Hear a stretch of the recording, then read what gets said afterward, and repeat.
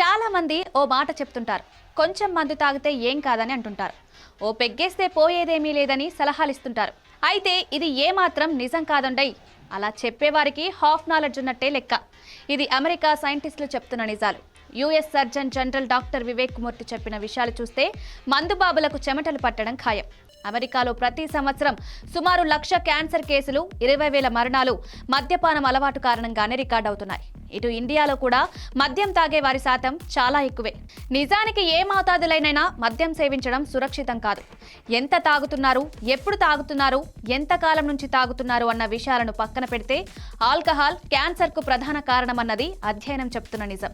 మరోవైపు ఈ విషయంపై ఎక్కువ మందికి అవగాహన ఉన్నా క్యాన్సర్ కారణాన్ని మాత్రం ప్రభుత్వాలు ఎక్కువగా ఫోకస్ చేయడం లేదన్న విమర్శలున్నాయి. ఇక ఇప్పటికైనా అమెరికా సర్జన్ జనరల్ నివేదిక ప్రాధాన్యతను గుర్తించి మద్యం లేబలింగ్ విషయంలో భారత్ ఇతర దేశాలను అనుసరించవలసిన అవసరం ఉందని డాక్టర్లు అభిప్రాయపడుతున్నారు.